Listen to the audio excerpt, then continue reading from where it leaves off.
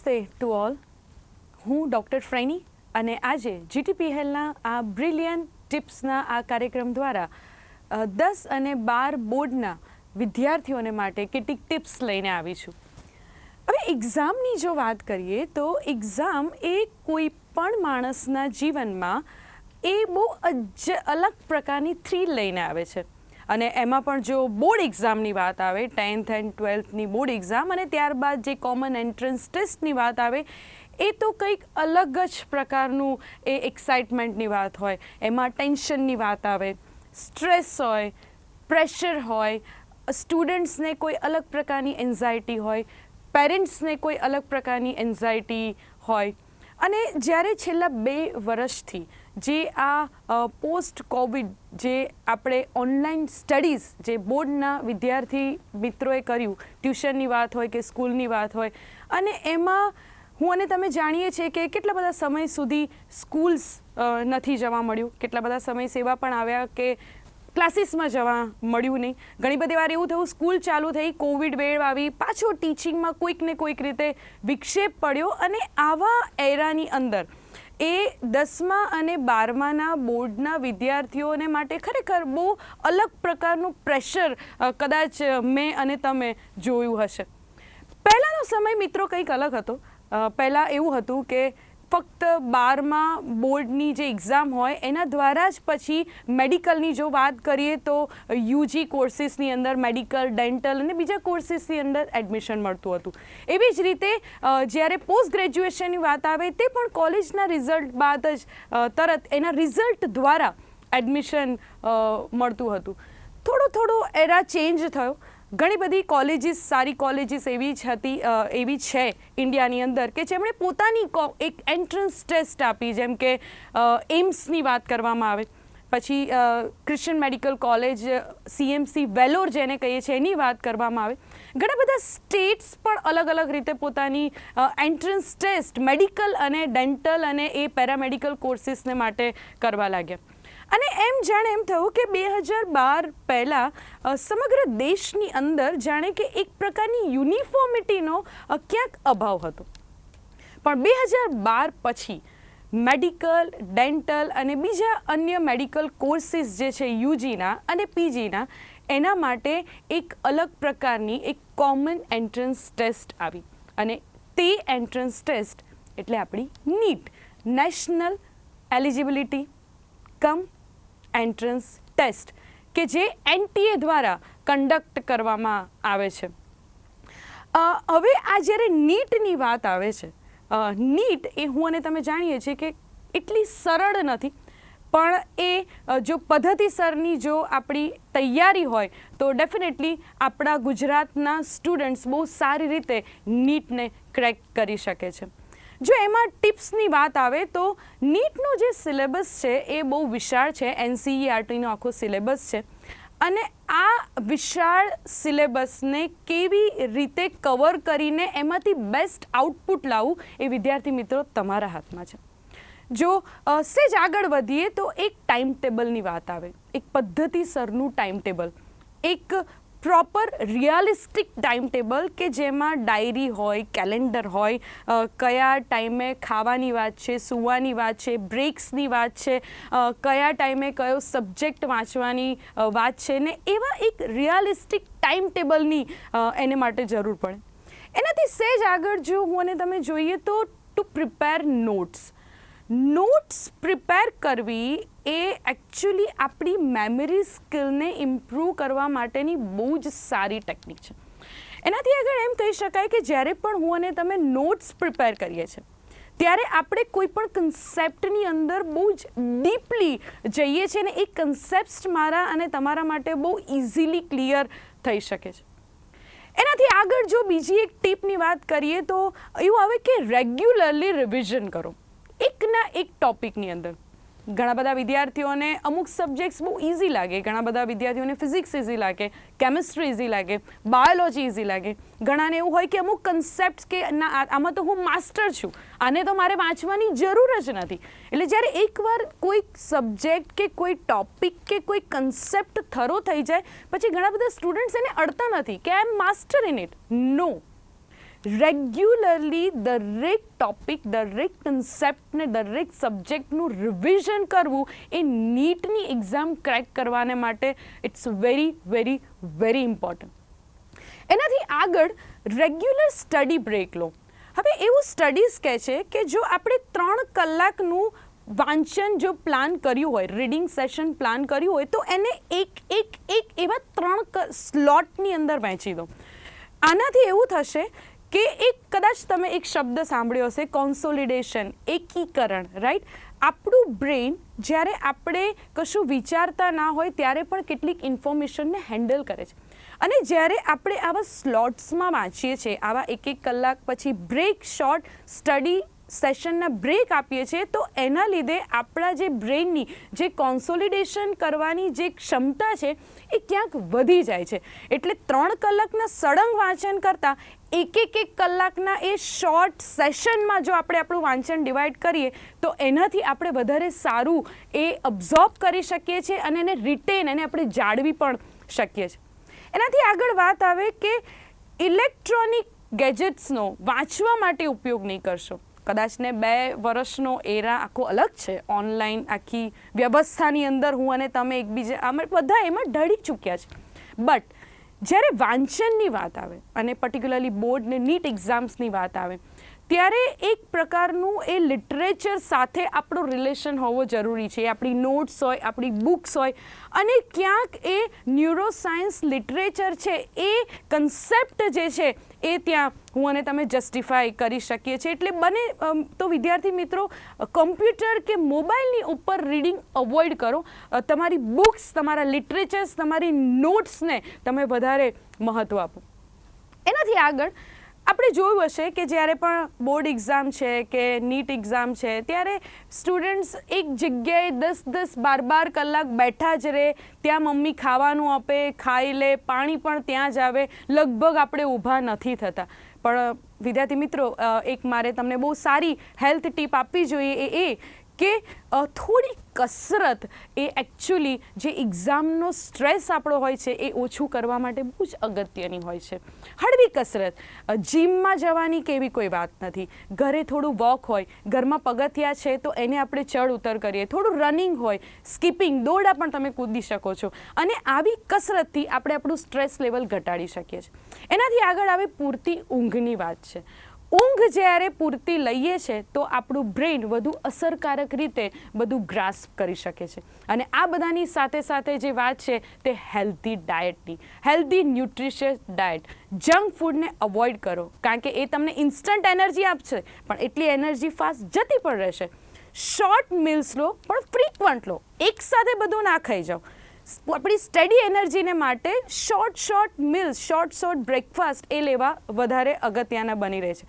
અને વાલાઓ, ભૂલ ના કરતા મિત્રો, બોર્ડ એક્ઝામ પતે એટલે પછી ઘણા બધા વિદ્યાર્થી મિત્રો એક્ઝામની પ્રિપરેશન જાણે કે ઓછી કરી દે છે. પણ નીટ ઇઝ ધેર. એટલે બોર્ડની એક્ઝામ પત્યા પછી તમારી તૈયારી એટલી જોરશોરથી ચાલુ રાખજો, કારણ કે મેડિકલ, ડેન્ટલ અને બીજા જે પણ મેડિકલ કોર્સીસ છે એમાં એડમિશન સારામાં સારી બ્રાન્ચમાં અને સારામાં સારી જગ્યાએ લેવાને માટે તમારે એમાં હાઈએસ્ટ માર્ક લાવવા, વધારેમાં વધારે માર્ક સ્કોર કરવા એ બહુ અગત્યનું બની રહે છે. માટે થેન્ક યુ સો મચ. મને આશા છે કે આ ટિપ્સ તમારા બહુ જ કામમાં આવશે. તમારી સ્વાસ્થ્યનું ધ્યાન રાખજો અને ખૂબ જ મન लगाविने मेहनत करो. Thank you so much. नमस्ते स्टूडेंट्स, मैं अशोक नेबनानी जीटीपीएल के एक बहुत ही पॉपुलर शो ब्रिलियंट टिप्स में आज फिर आपसे मिल रहा हूं. आपका बहुत बहुत स्वागत है. स्टूडेंट, जैसे एग्ज़ाम करीब आती हैं हमारे दिमाग में कई सारे सवाल पैदा होना शुरू हो जाते हैं. ये बात मानने में हमें कोई शर्म नहीं होनी चाहिए कि हमारे गुजरात के स्टूडेंट्स एग्ज़ाम से कुछ ही महीने पहले पढ़ना शुरू करते हैं या सिंसियरली पढ़ाई को लेना शुरू करते हैं. बट घबराने की कोई ज़रूरत नहीं, क्योंकि जब आपके पास ब्रिलियंट टिप्स है तो आप एग्ज़ाम में अच्छा ही करेंगे. स्टूडेंट्स, आज मैं आपके साथ इंग्लिश सब्जेक्ट के एक्सपर्ट के तौर पे जुड़ रहा हूं और स्टैंडर्ड 12th के कॉमर्स एंड साइंस दोनों स्ट्रीम के पेपर्स के रिगार्डिंग मैं आपको आज कुछ बेसिक ब्रिलियंट टिप्स दूंगा जिनसे आपका पेपर आसान बन जाएगा. स्टूडेंट्स, इंग्लिश एक ऐसा सब्जेक्ट है जिसको लेकर बच्चों के मन में कई सारी क्वेरीज हैं और सबसे बड़ी समस्या ये है कि उनको सॉल्व करने के बजाय हम उसे छोड़ देते हैं. साल के दौरान सबसे निगलेक्टेड सब्जेक्ट, साइंस के स्टूडेंट्स पीसीएम पीसीबी तो पढ़ते हैं लेकिन इंग्लिश को देखते तक नहीं, और एग्ज़ाम से 1 या 2 दिन पहले उसको पढ़कर उसमें अच्छे मार्क्स स्कोर करने की कोशिश करते हैं, जो कि सही स्ट्रेटजी नहीं है। लेकिन अगर आपको लगता है कि हम बहुत लेट हो गए तो भी आप गलत हैं। आने वाले 20 दिनों में यानी एग्ज़ाम से पहले आप अपनी पूरी तैयारी करके इंग्लिश में बेहतरीन रिजल्ट पा सकते हैं। अब सबसे पहले बात करते हैं साइंस स्ट्रीम के स्टूडेंट्स के लिए।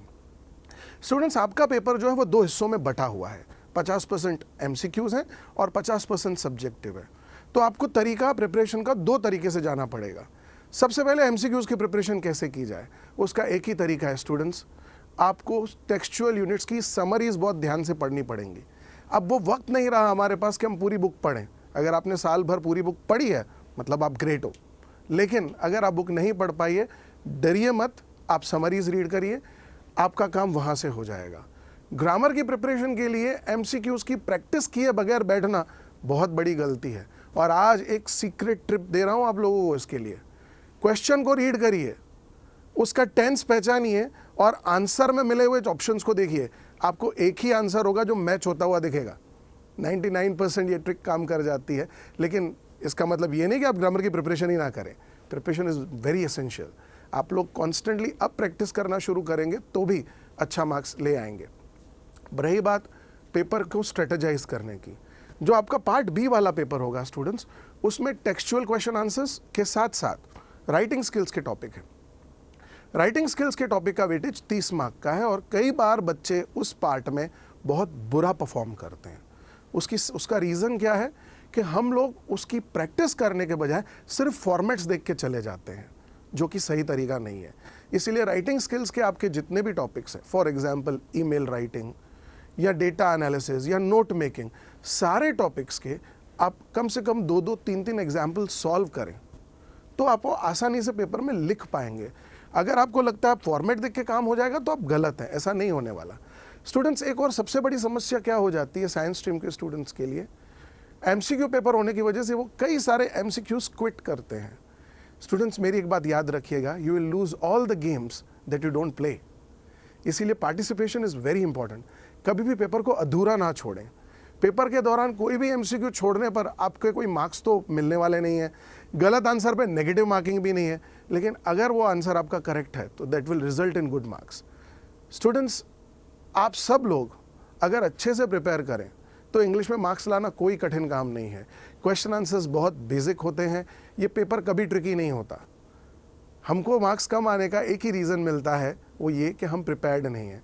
आप अगर 18 घंटे सिस्टमेटिकली प्रिपेयर करें तो साइंस स्ट्रीम का बच्चा 18 घंटे की प्रिपरेशन पे भी मोर देन 50-60% रिजल्ट ला सकता है। सही कह रहा हूँ मैं। इसको स्ट्रेटेजाइज करिए।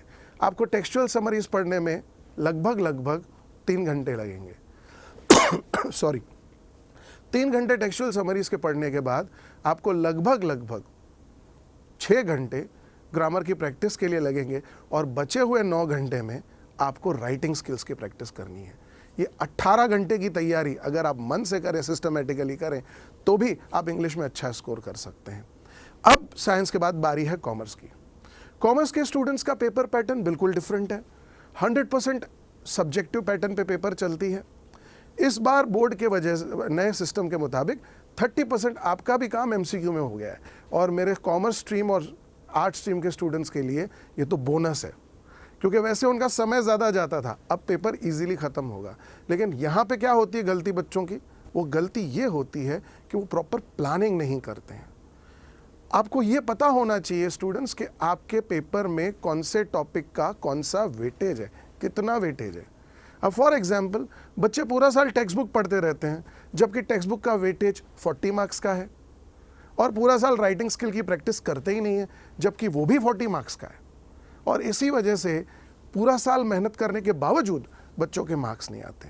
तो कॉमर्स स्ट्रीम के स्टूडेंट्स सबसे पहले तो टेक्सचुअल यूनिट की तैयारी करते वक्त इस चीज़ का खास ध्यान रखें कि वो सिर्फ टेक्स्ट बुक ही आपकी बुक नहीं है, उसके बियॉन्ड भी आपको बहुत पढ़ना है। मोस्ट इम्पॉर्टेंटली, आपको हर सवाल के आंसर्स उसके वेटेज के अकॉर्डिंग लिखने हैं। सबसे बड़ी दिक्कत बच्चों की यही होती है कि 2 मार्क के आंसर के ऊपर मैंने लगभग 5-7 मिनट गंवा दिए।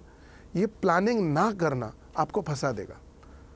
सबसे पहले ये सेटअप करिए कि कौन से क्वेश्चन पे आपको कितना टाइम स्पेंड करना है। बोर्ड आपको 100 मार्क्स के पेपर के लिए 180 मिनट्स देता है, दैट मीन्स अप्रॉक्सीमेटली 2 मिनट पर मार्क। तो जो अगर 2 मार्क का क्वेश्चन है तो वो 4 मिनट में ख़त्म हो जाना चाहिए, अगर 3 मार्क का क्वेश्चन है तो 6 मिनट में ख़त्म हो जाना चाहिए, और इसी स्ट्रेटजी के थ्रू आप पूरा पेपर कर पाएंगे। वरना इंग्लिश सब्जेक्ट को लेकर सबसे बड़ी जो दिक्कत बच्चों की रहती है वो यही कि हमारा पेपर छूट गया। अगर पेपर पूरा करना है तो टाइम मैनेजमेंट सीखिए स्टूडेंट्स। दूसरी चीज़, राइटिंग स्किल्स के टॉपिक की प्रैक्टिस किए बिना कोई चारा नहीं है। आपको पता होना चाहिए कि आपके सिलेबस में जो टॉपिक्स हैं उनकी प्रैक्टिस करनी पड़ेगी। कहना बहुत आसान होता है कि मैं लिख लूँगा, लेकिन बिना प्रैक्टिस के लिखना पॉसिबल नहीं है। स्टूडेंट्स, ये सारी टिप्स आपको बहुत हेल्पफुल है, लेकिन मेरी एक पर्सनल टिप है जो मैं आपको देना चाहूँगा, जिसके बारे में आप भूलिएगा मत। स्टूडेंट्स, पेपर कितना भी कठिन हो उसको कॉन्कर करना आसान है अगर आप एक स्ट्रेटजी बनाते हैं। तो अगर स्ट्रेटजी बना के जाएंगे तो आप डेफिनेटली स्कोर कर पाएंगे। ग्रामर के एमसीक्यूज़ की प्रैक्टिस सबसे इंपॉर्टेंट है। अगर आप एमसीक्यूज़ की प्रैक्टिस करेंगे you will score definitely good marks. उम्मीद करता हूँ कि इन टिप्स के थ्रू आपका पेपर आसान होगा, आप अपने पेपर में बहुत अच्छे मार्क्स लें। इसी शुभकामना के साथ धन्यवाद। હેલો વિદ્યાર્થી મિત્રો, મારું નામ છે હર્ષદભાઈ ઘનશ્યામભાઈ ભાવસાર.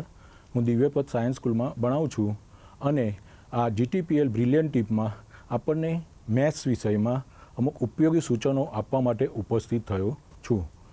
આપણે સૌ જાણીએ છીએ કે આપણી બોર્ડની પરીક્ષા છે એ 29 માર્ચથી શરૂ થવાની છે. તો આપણે હવે આ પરીક્ષાની તારીખની ખૂબ જ નજીક પહોંચી ગયા છીએ. તો હવે આપણે શું કરવું, આપણે હવે કેવી રીતે તૈયારી કરવી, કારણ કે કાઉન્ટડાઉન શરૂ થઈ ગયેલું છે. આખા વર્ષમાં આપણે જે પણ તૈયારી કરી છે એ તૈયારીનો આપણે ફાઇનલ ઓપ આપવાનો છે. હવે આપણે કોઈ નવી તૈયારી કરવાની નથી, પરંતુ આપણે જે આખા વર્ષ દરમિયાન જે તૈયારી કરી છે એ તૈયારીને આપણે ફાઇનલ ઓપ કેવી રીતે આપવો તેના વિશે હું તમને થોડીક જાણકારી આપવા માગું છું.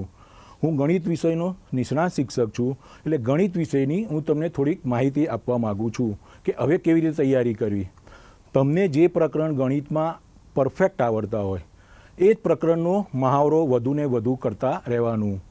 જે પ્રકરણ આપણને નથી ફાવતા, જે પ્રકરણને આપણને સેટ પણ એમાં ચાંચ ડૂબતી નથી કે આપણને કશું જ પણ ખબર પડતી નથી, તો એવા પ્રકરણને અત્યારે આપણે સાઈડમાં મૂકી દેવાના. એવા પ્રકરણને આપણે અડવાનું નહીં. પરંતુ હું તમને એટલું ચોક્કસ કહીશ કે ગણિતના જે પેપર્સ છે એ પેપર્સમાં જે પ્રમેય અને રચના, તો પ્રમેય અને જે રચના છે એ 2 પ્રકરણ તો તમારે ફરજિયાત કરવાના જ છે. કારણ કે પ્રમેય અને રચનામાં તમારે શું થાય, રોકડા માર્ક આવી શકે છે. પ્રમેય રચના કર્યા પછી રોજે, હું તો એવું કહેવા માગું છું તમને કે તમે રોજે પ્રમેય પ્રકરણ નંબર 6 ત્રિકોણના પ્રમેય તમારે પૂછાય છે. વિભાગ ડી છે, વિભાગ ડીમાં ત્રિકોણના પ્રમેય અને પ્રકરણ 11માંથી રચના પૂછાય છે. તો એ ડી સેક્શનના જે માર્ક્સ છે એ આપણે રોકડા લેવા હોય તો હું એવું તમને કહેવા માગું છું કે તમે રોજે એકવાર પ્રમેય લખો અને રોજે એકવાર રચના દોરો. મુદ્દા નહીં લખશો તો ચાલશે, મુદ્દા તમને આવડે, પરંતુ રચના તમે દોરેલી હશે, પ્રેક્ટિસ કરેલી હશે તો પરીક્ષામાં એ રચના તમે ઝડપથી દોરી શકશો. એટલે એક તો પ્રમેય અને રચના. બીજું, પરીક્ષામાં પેપર કેવી રીતે તમારે લખવું. પરીક્ષામાં પેપર લખવા માટે બી આપણે આપણી બુદ્ધિનો ઉપયોગ કરવો પડે છે.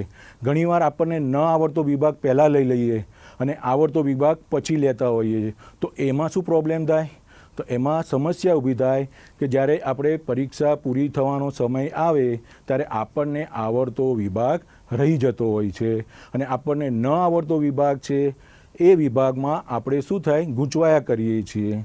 તો પરીક્ષામાં એકવાર ગૂંચવાઈ જઈએ એટલે શું થાય કે આપણો જે આત્મવિશ્વાસ છે, આપણી જે વિષયમાં જે આત્મવિશ્વાસ છે, આપણો આત્મવિશ્વાસ ડગી જાય છે.